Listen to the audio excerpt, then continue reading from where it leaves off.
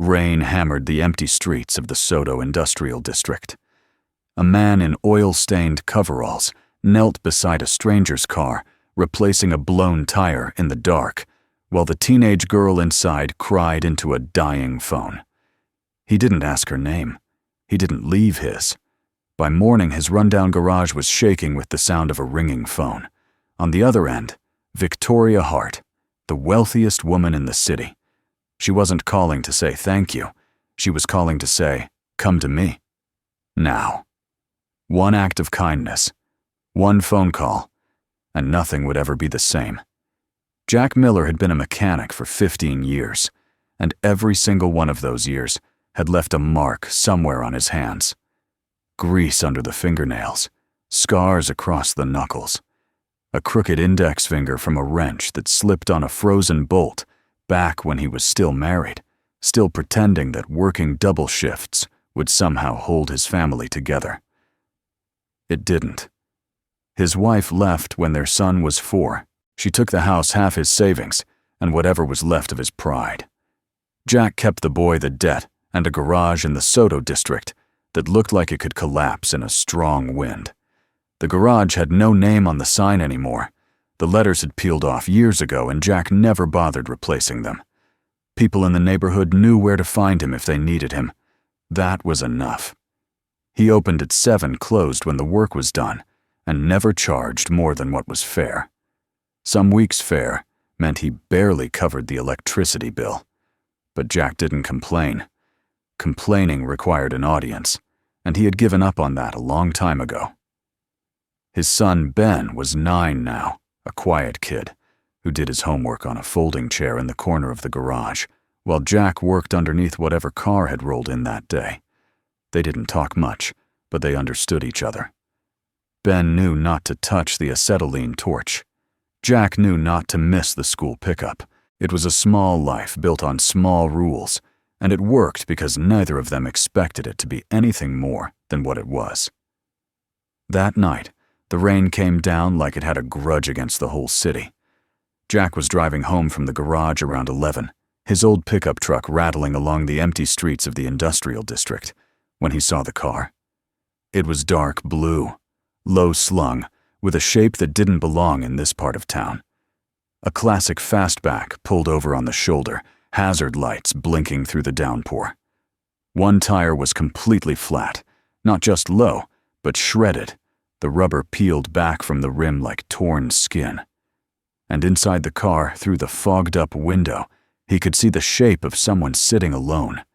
He almost drove past.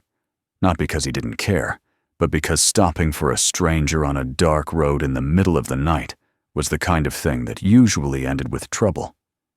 But then the driver's side window cracked open about 2 inches, and he heard it, a girl's voice, shaking, trying to talk into a phone that was clearly dying.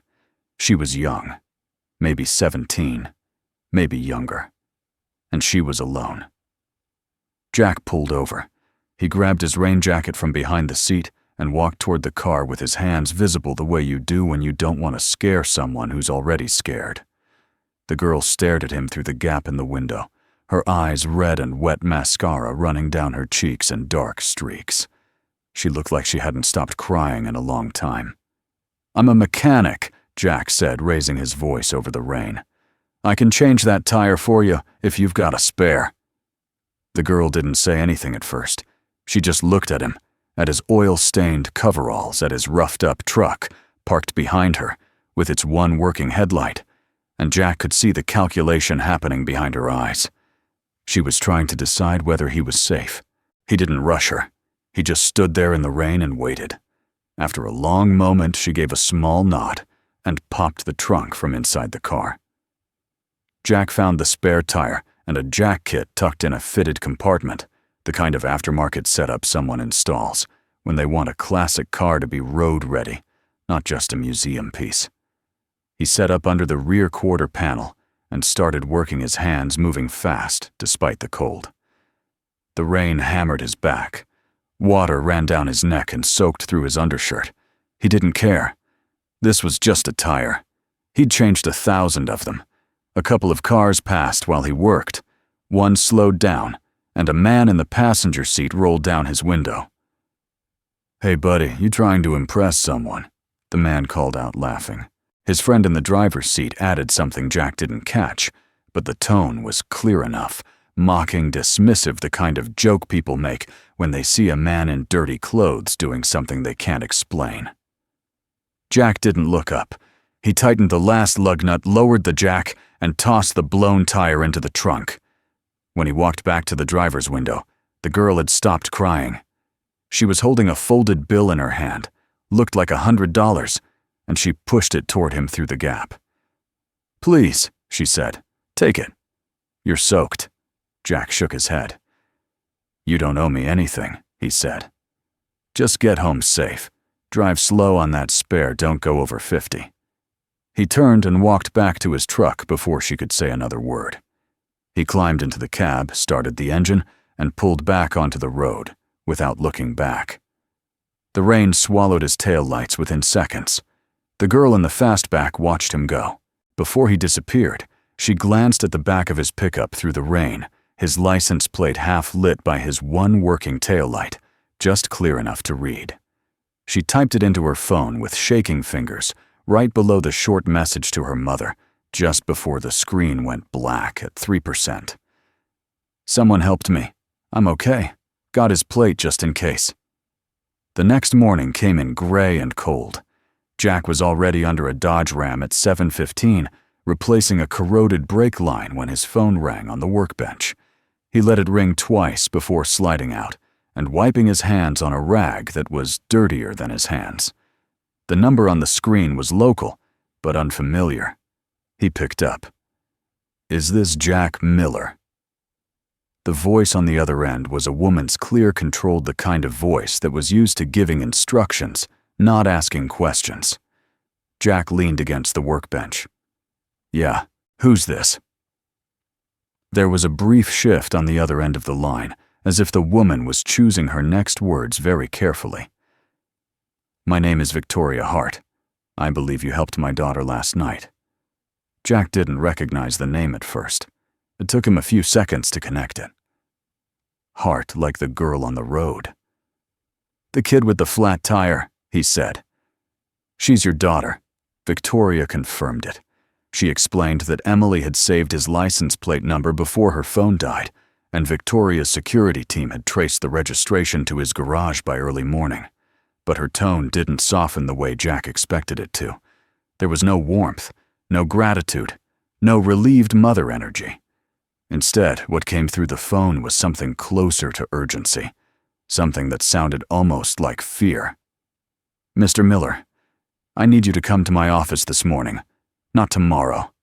Not this afternoon. This morning." Jack frowned. He looked around his garage, the Dodge Ram with its brake line hanging loose, the stack of invoices on the desk. He hadn't touched the coffee going cold on the shelf. "Ma'am, I appreciate the call, but I've got work. If this is about the tire, your daughter doesn't owe me anything. I already told her that." Victoria's response was immediate and sharp. "This is not about the tire, Mr. Miller. This is about the car." Something in the way she said it, not louder, but harder, like a door closing, made Jack stop talking. He could hear her breathing on the other end, steady but tight. This wasn't a thank you call.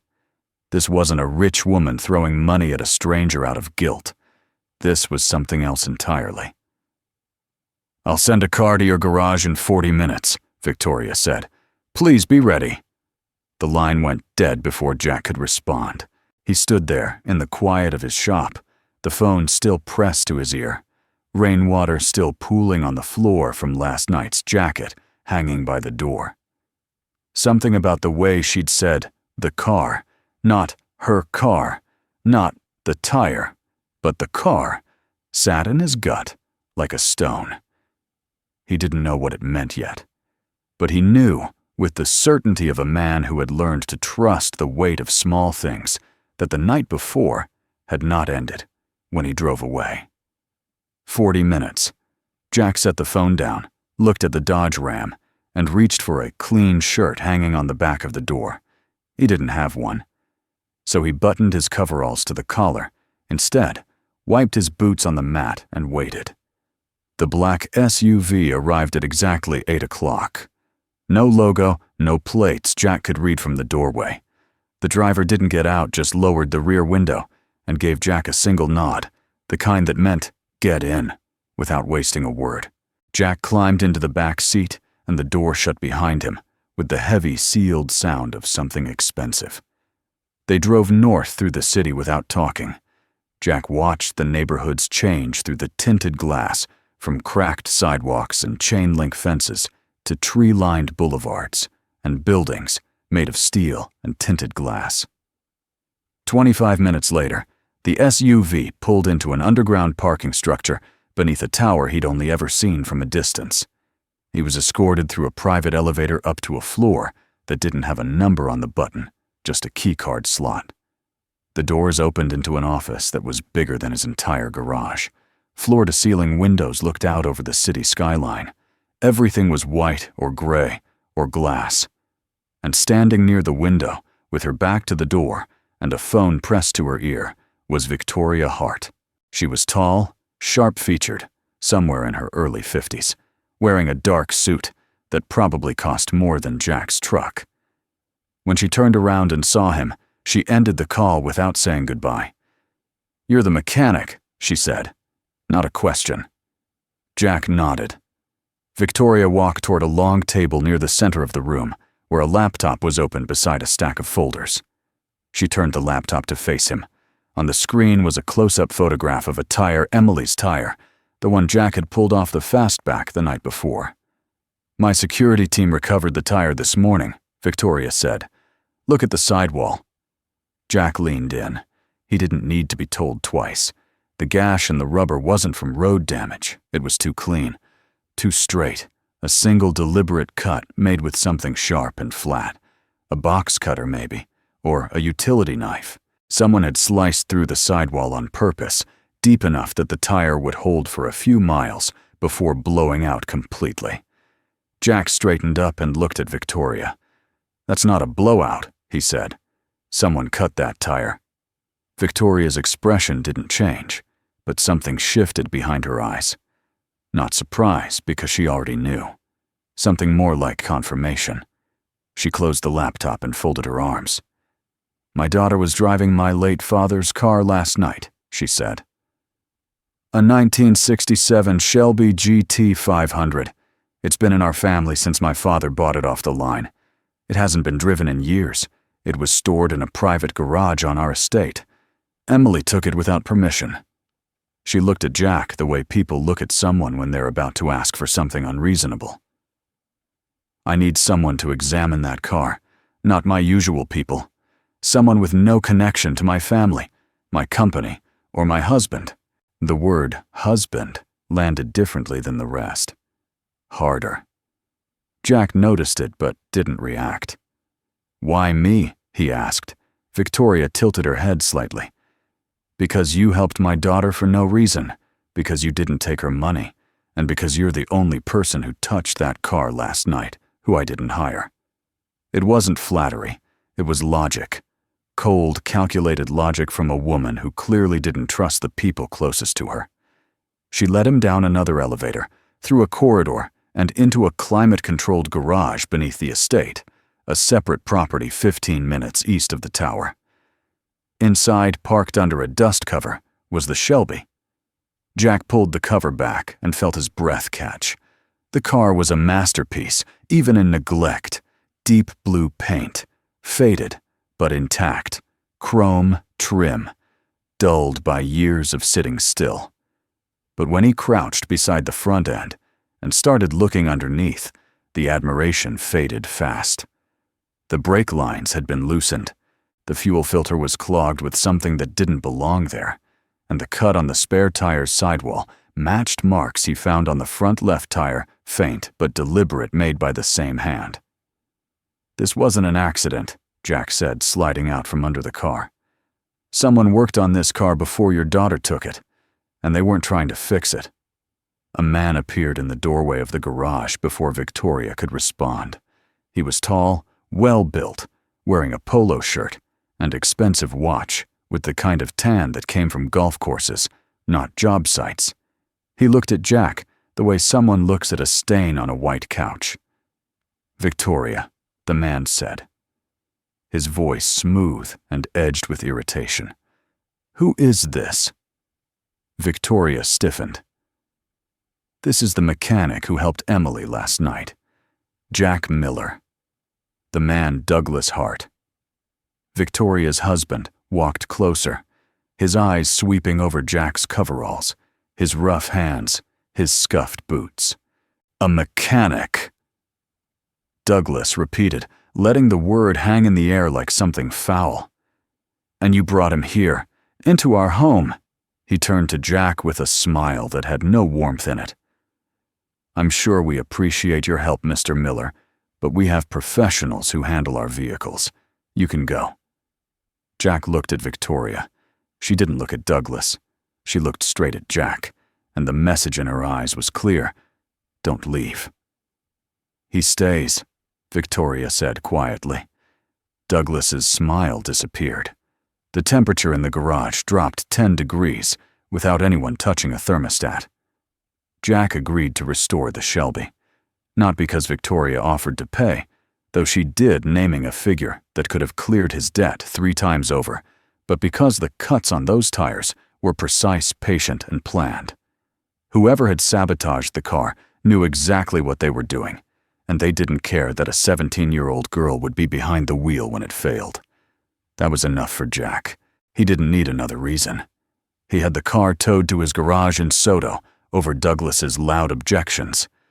Victoria overruled her husband without raising her voice, which told Jack more about their marriage than any argument could.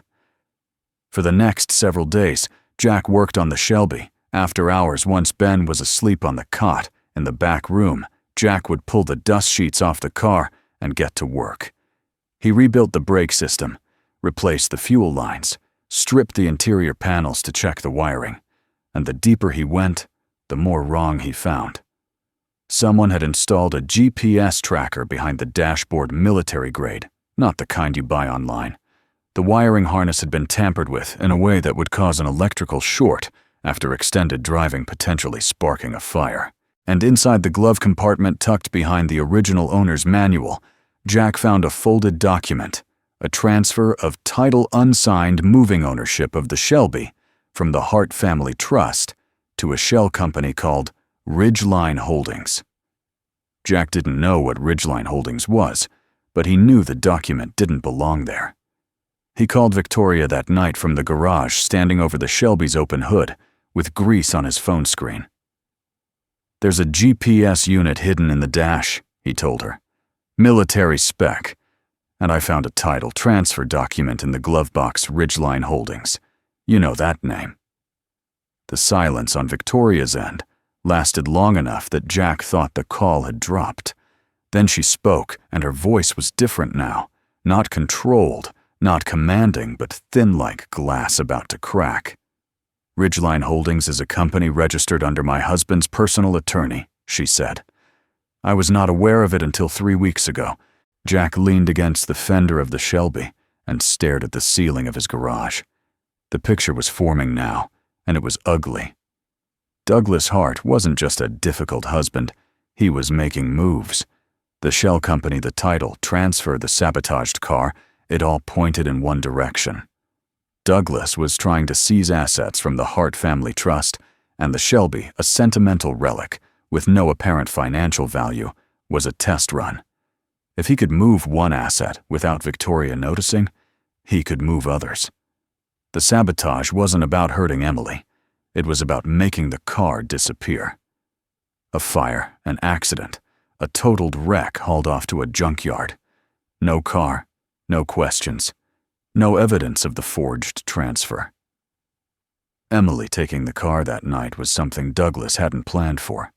Victoria asked Jack to keep working, to document everything he found: photographs, serial numbers, timestamps. She told him she was building a case quietly through a legal team Douglas didn't know about. She also told Jack that Emily knew. Not everything, but enough.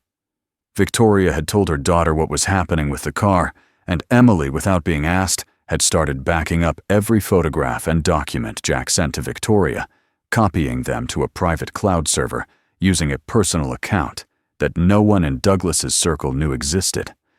Victoria mentioned it almost as an afterthought, the way a mother mentions something her child did that she didn't expect but wasn't surprised by. Jack filed it away and kept working. Every night as he worked alone in that dim garage with the rain tapping on the roof, he felt the weight of what he'd stepped into settling deeper on his shoulders. This wasn't a flat tire anymore. This was a war fought with lawyers and shell companies and sabotaged brake lines, and Jack Miller, a mechanic with a 9-year-old son and a shop that leaked when it rained, was standing right in the middle of it. It happened on a Thursday, 8 days after Jack started the restoration. He arrived at the garage at 7 in the morning and found the front door unlocked. Inside, the Shelby's hood was up, and several of the components he'd documented: the GPS tracker, the tampered wiring harness. The title transfer document were gone. In their place on the driver's seat was a manila envelope.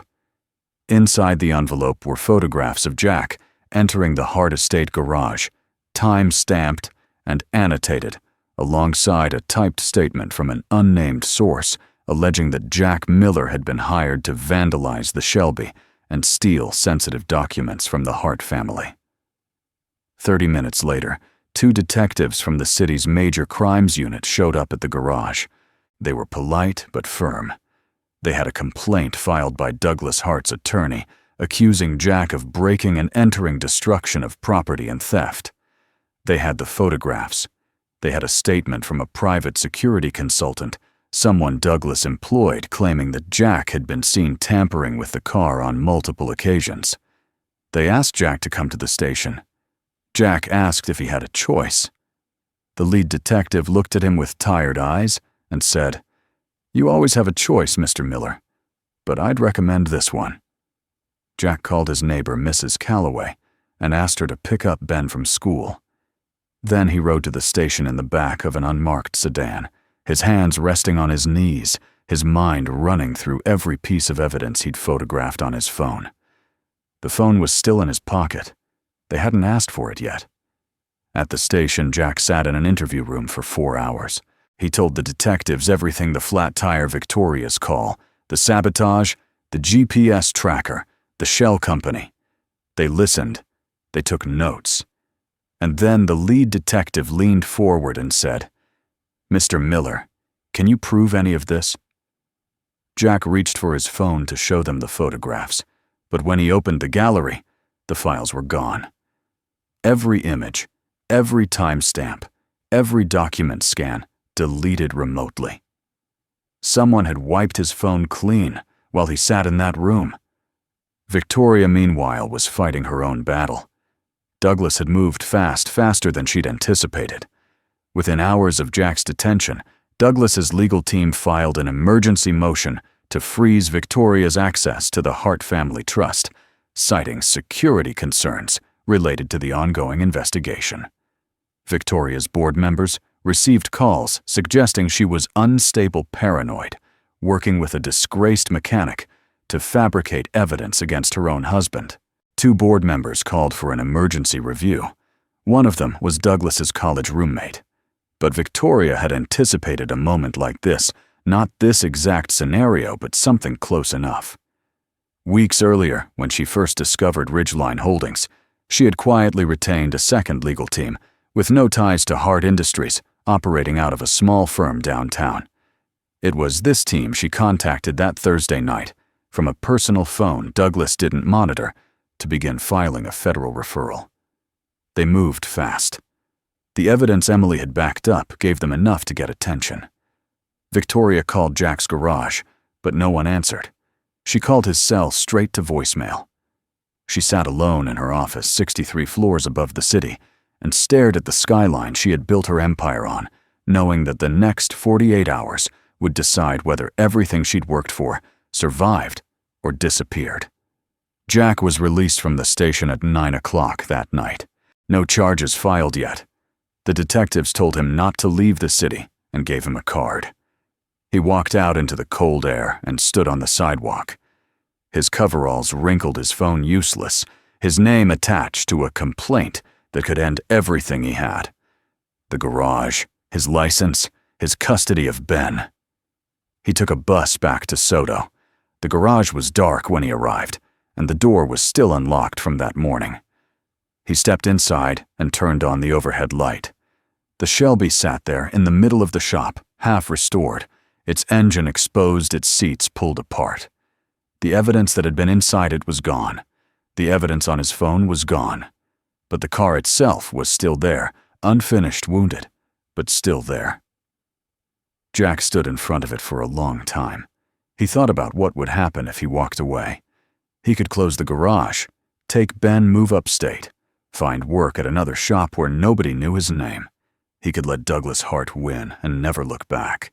It would be the smart thing to do, the safe thing, and 6 months ago he probably would have done it. But something had changed. Maybe it was the girl crying in the car that night. Maybe it was Victoria's voice on the phone, not grateful, not kind, just desperate enough to trust a stranger. Maybe it was the fact that someone had looked at a 17-year-old girl driving alone in the rain and decided she was acceptable collateral in a financial scheme.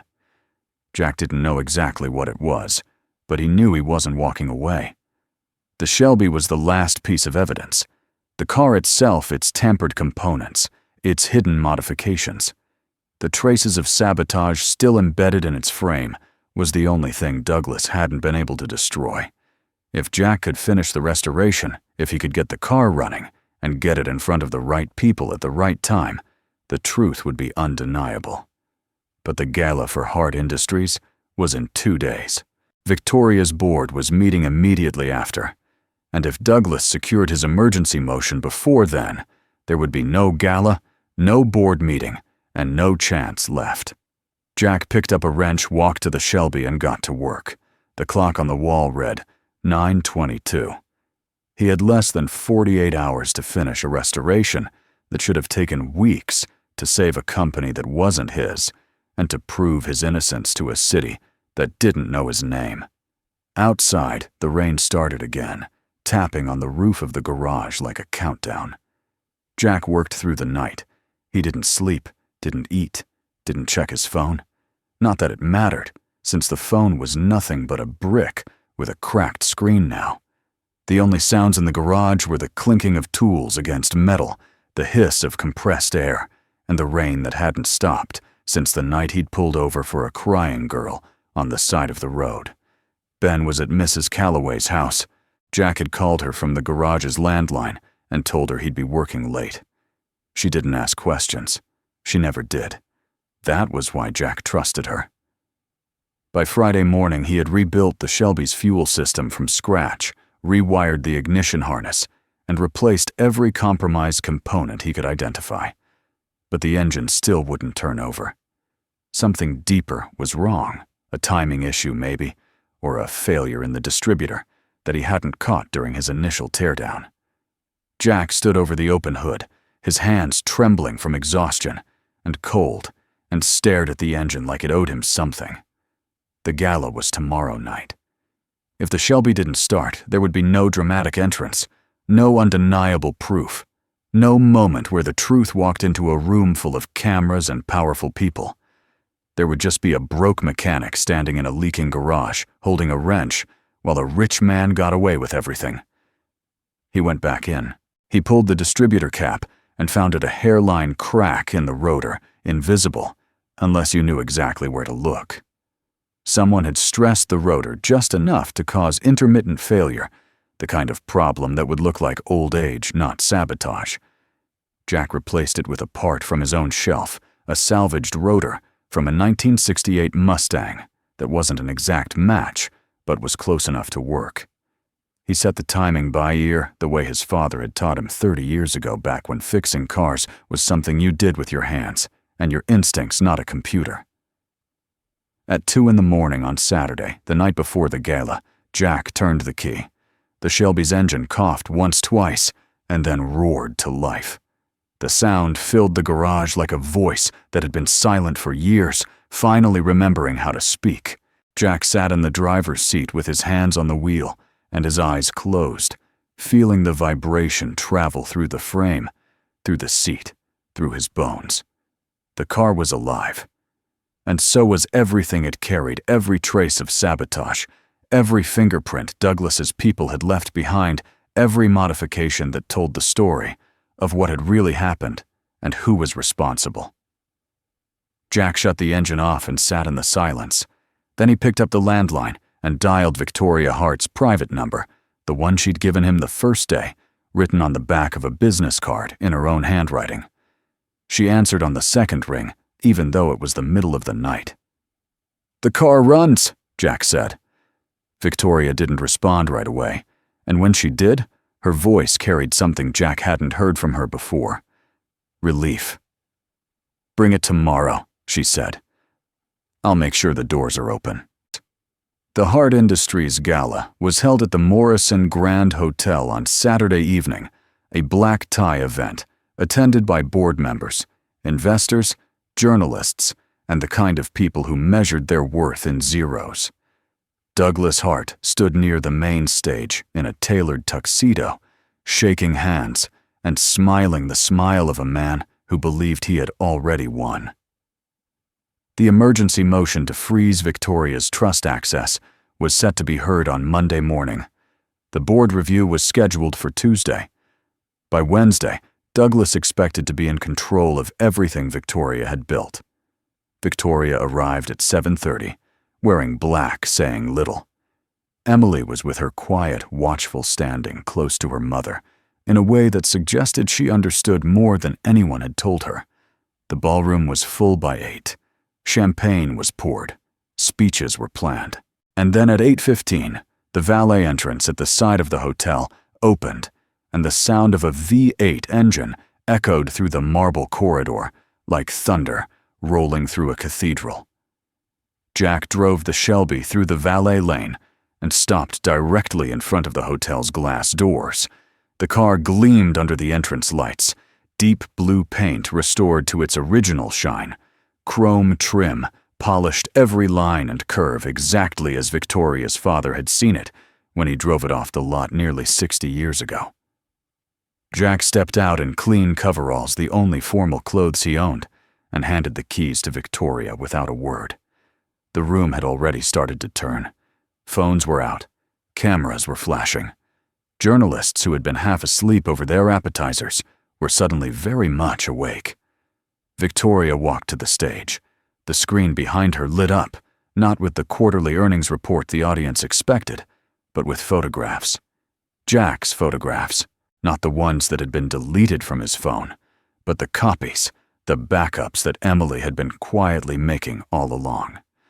Every file Jack had sent to her mother over those long nights in the garage, Emily had duplicated and stored on a private cloud server that Douglas's people never knew existed. She had done it without being asked to keep going, without drawing attention to herself, because she understood something that the adults around her had been too afraid to say out loud.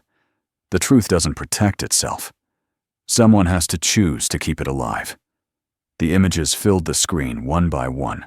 The slashed tire, the tampered brake lines, the military-grade GPS tracker, the forged title transfer to Ridgeline Holdings, internal emails between Douglas's attorney and a private security firm recovered by Victoria's second legal team from a server Douglas thought he'd wiped clean. The timeline was clear, the evidence was overwhelming, and Douglas Hart, standing in the middle of a ballroom filled with every person who mattered in his professional life, watched his entire scheme collapse in real time. He tried to leave. 2 federal agents were waiting at the door, the same agents Victoria's outside legal team had contacted 48 hours earlier, armed with Emily's backups and a parallel case that had been building since Thursday night. Douglas was escorted out of the ballroom in handcuffs, past the same journalists who had photographed him smiling 20 minutes before. He didn't look at Victoria. He didn't look at Emily. He looked at Jack standing by the Shelby in his coveralls, and for the first time the contempt in his eyes was replaced by something else entirely. Fear. The fear of a man who had underestimated someone he thought didn't matter. The charges against Jack were dropped Monday morning. The detectives who had interviewed him called personally to inform him, and the lead detective added off the record that he was sorry. Jack said it was fine. He meant it. He'd been through worse. Victoria offered Jack a position at Hart Industries director of something with a title and an office and a salary that had more digits than Jack's annual revenue. He turned it down the same way he'd turned down the $100 bill from Emily that first night in the rain. Politely, firmly, without hesitation. Victoria didn't argue. She understood. Jack went back to his garage on Tuesday. The sign out front still had no name on it. The roof still leaked when it rained. Ben was back on his folding chair in the corner, doing homework, glancing up every now and then to watch his father work. The Dodge Ram that Jack had been fixing before any of this started was still sitting on the lift with its brake line hanging loose. Jack slid underneath it, picked up where he'd left off, and finished the job before lunch. A week later, a delivery truck pulled up outside the garage. Inside was a new tool chest, industrial grade, the kind Jack had seen in catalogs but never thought about buying. There was no card, no note, no return address. But taped to the top of the chest was a small photograph of the Shelby parked in a garage that looked a lot nicer than Jack's, with a single sentence written on the back in a teenager's handwriting. "Thank you for stopping." Jack pinned the photograph to the wall above his workbench next to Ben's school schedule and a faded picture of his father standing beside a 1968 Mustang. Then he picked up his wrench, walked back to the car on the lift, and got to work. Outside, the sun broke through the clouds over the Sodo district for the first time in weeks. Jack didn't notice. He was already underneath the next car doing the only thing he'd ever known how to do, fixing what was broken, one piece at a time, because it was the right thing to do.